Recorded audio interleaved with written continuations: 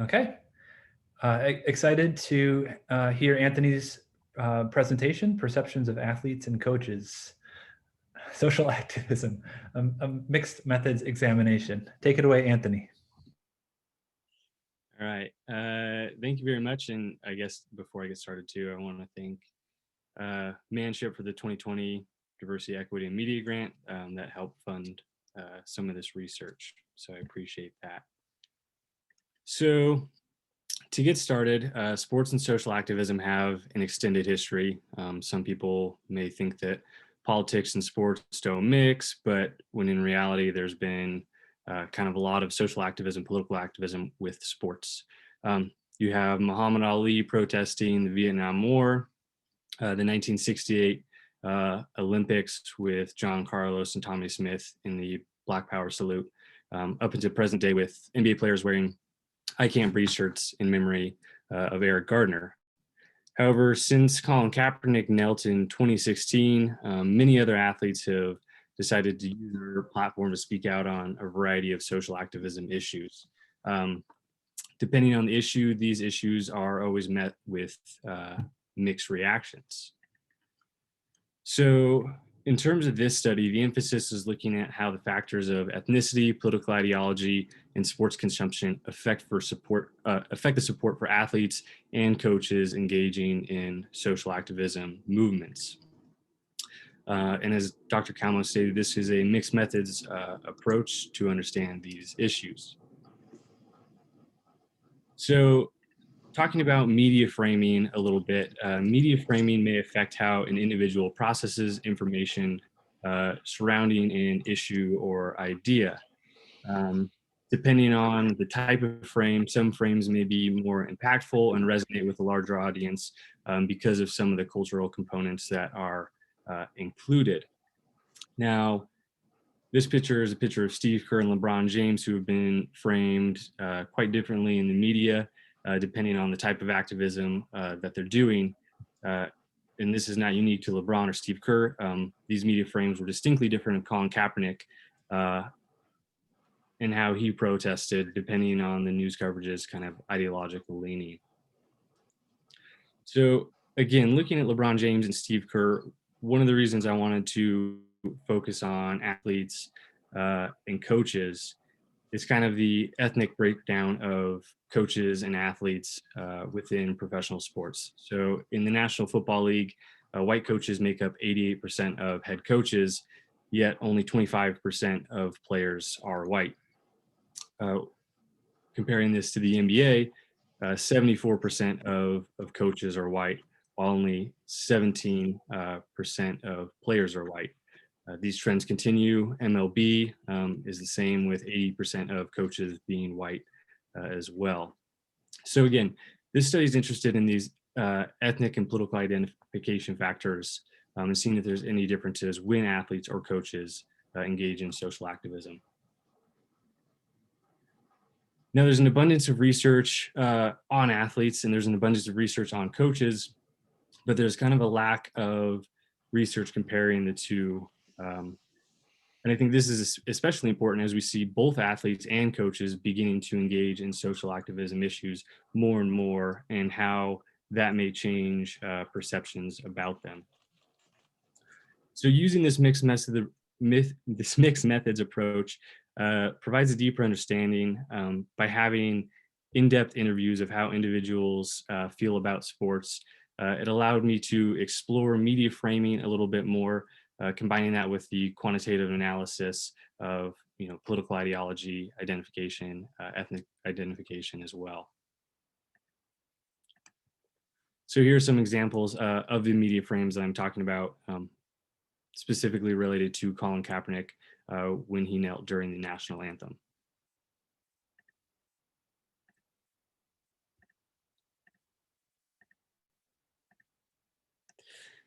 In terms of the research questions, I'm not going to go through for time's sake and read each individual question, but you can see RQ1 through RQ4 are my quantitative analysis research questions, again, focusing on ethnicity, political ideology, and sports consumption, whether that affects general support or specific support of of movements for RQ4, whether it's Black Lives Matter or mental health activism. Now, RQ5 focuses on media framing and identification. This was the research question I used for my in-depth interviews.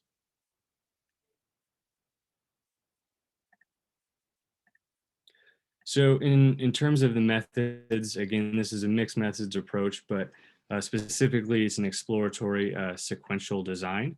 There was a pilot study, a main study, and then qualitative in-depth interviews. And here's kind of a little graph depicting what that looks like. So an exploratory sequential design collects the quantitative analysis first, analyzes that, uses that to form the questions that are going to be asked in the in-depth interviews. Once those are concluded, all of the data is interpreted together. Here I have the measures used for the study. Attitudes towards athlete activism scale, taken from Sapatin et al. 2019. This was also used to address coaches' social activism as well.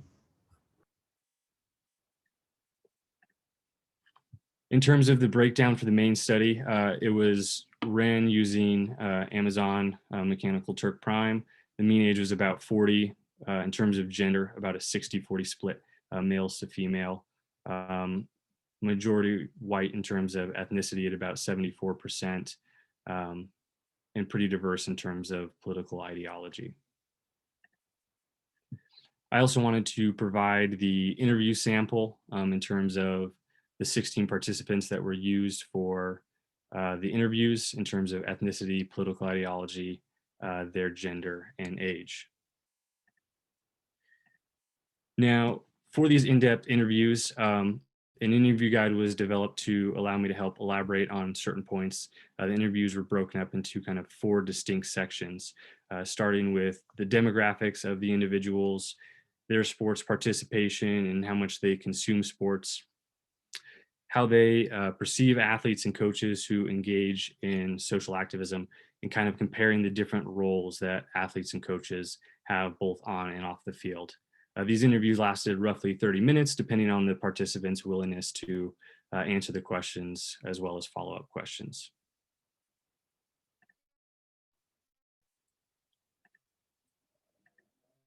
So for RQ1, a multilinear regression analysis was conducted, and the results show that there was a significant relationship for political ideology. However, there was not a significant relationship in terms of ethnicity for the acceptance of athletes engaging in social activism issues. We find the same thing happening here with participants' acceptance of coaches engaging in social activism issues. Overall, it was significant, but again, political ideology was this significant factor driving this, and there was not a significant relationship for ethnicity. RQ2 focuses on the type of issue and how that may affect support. So here we see athletes compared to coaches. There was a main effect for occupation, with participants being much more supportive of athletes using their platform to speak out about certain social activism issues. And there was also a main effect for the type of issue. You can see that there was much more support for athletes or coaches speaking out about mental health issues compared to police brutality or gun violence. There was no interaction effect between these.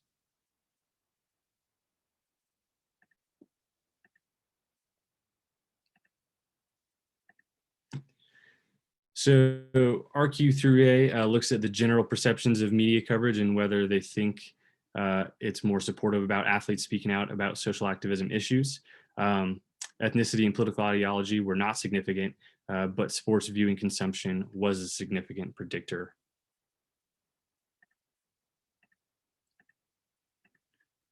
Again, for RQ3B, we find that ethnicity and political ideology were not significant predictors, the Black ethnicity variable was significant for coaches, the general perception of coaches speaking out about social activism issues, again, as well as sports consumption.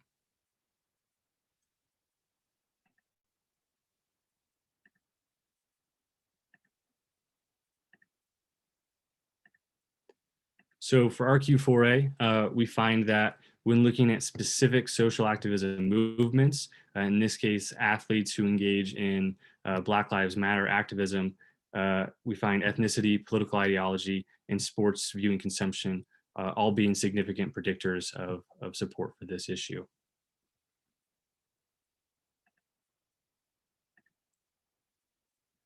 When it comes to mental health activism, though, we found that none of these variables were significant for predicting support of athletes who engage in social activism movements when it relates to mental health. In terms of coaches who engage in social activism movements, specifically Black Lives Matter activism, political ideology, and sports viewing consumption were the significant predictors here. And in terms of mental health activism, we do find that sports consumption was a significant predictor for coaches who engage in mental health activism. So in terms of the interview themes, the major themes, although ethnicity wasn't statistically significant within the quantitative analysis, it seemed to be a big driving factor within the in-depth interviews. There were no non-white interviewees that believe that athletes or coaches shouldn't use their platform to speak out on social activism issues. However, there were white individuals who believe that coaches and athletes should not use their platform to speak out on social activism issues, some even calling it kind of an abuse of power.